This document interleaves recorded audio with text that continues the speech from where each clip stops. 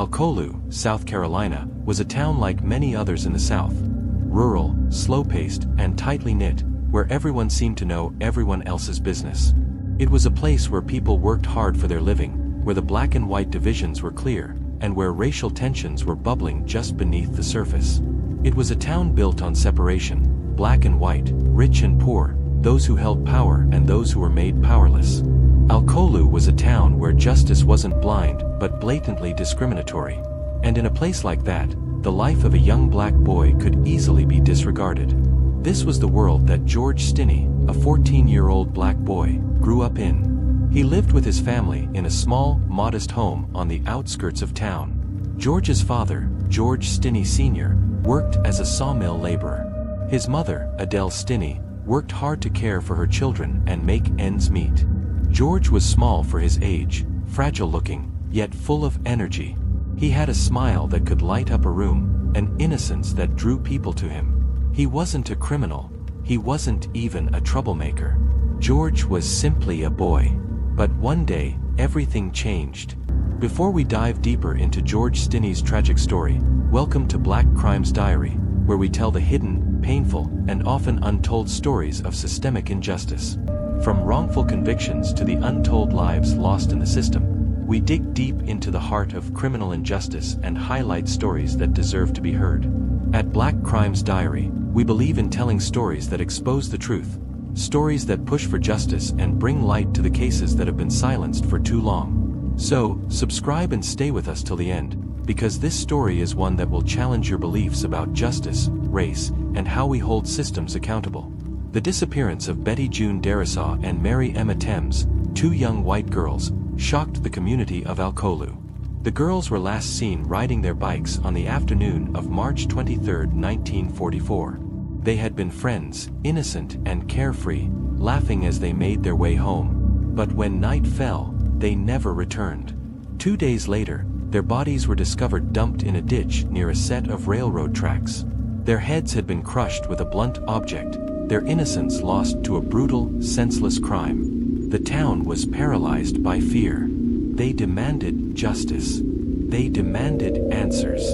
And when a search for the murderer began, it didn't take long for the townspeople to point their fingers at George Stinney. George had been seen near the tracks that day, but there was no evidence linking him to the crime. There was nothing to indicate that he was the one responsible for the murders. But George's race, his blackness, sealed his fate. The townspeople were looking for someone to blame, and George was the most convenient target. And so, before anyone even tried to investigate the crime properly, George was arrested.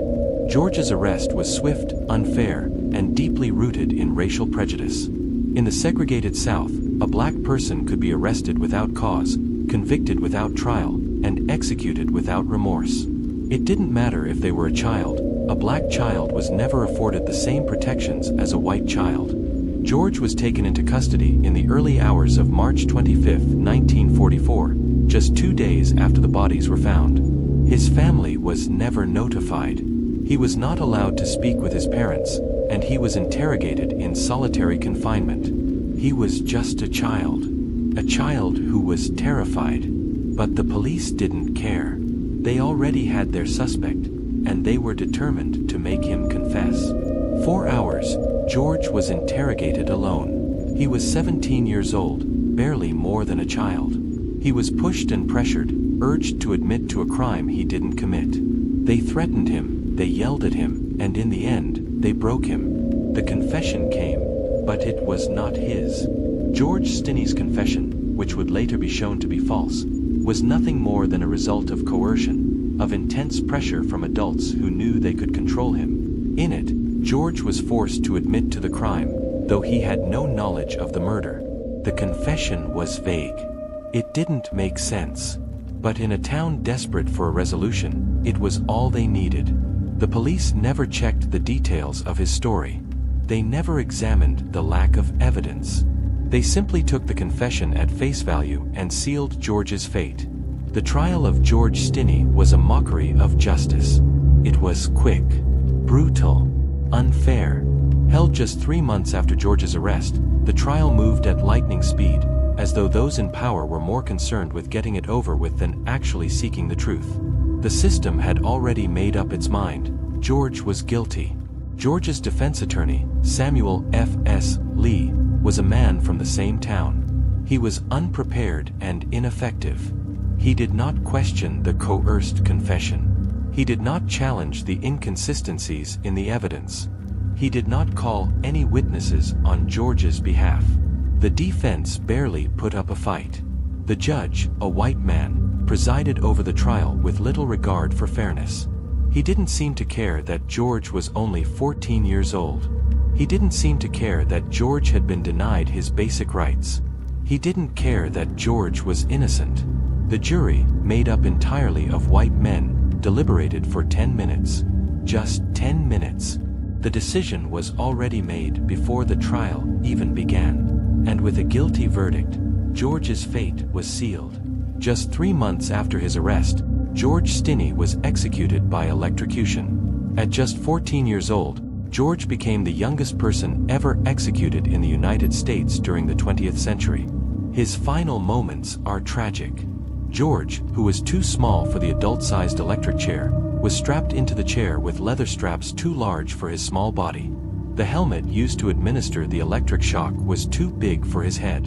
In fact, nothing fit. The chair was not designed for a child, and the procedure was rushed. His last words have been lost to time. We don't know what he said, but we do know that in his final moments, he was alone, terrified, and betrayed by a system that failed him at every turn. The system did not give him a chance. His life was stolen from him. 4 years, George's name faded into history. His tragic death was buried beneath the weight of racial injustice, and he became nothing more than a statistic.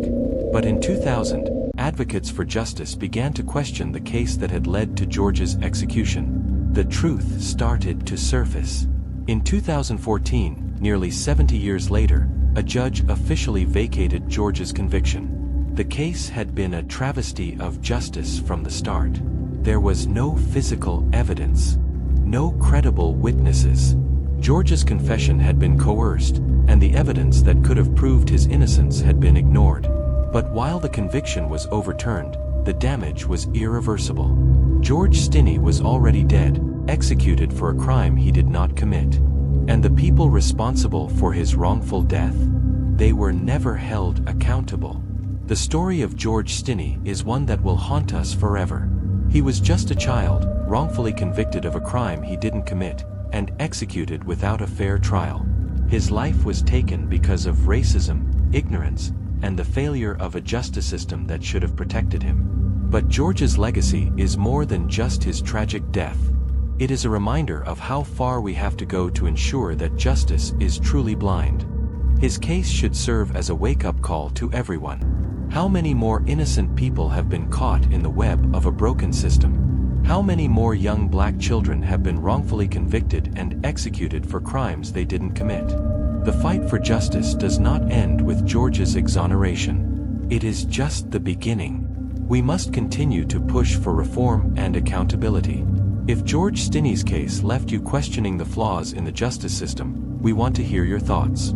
Comment below and join the conversation. If George's story has opened your eyes to the issues of racial injustice in America, subscribe to Black Crimes Diary and help us bring these stories to light.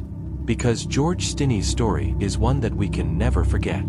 And it's a fight that continues today.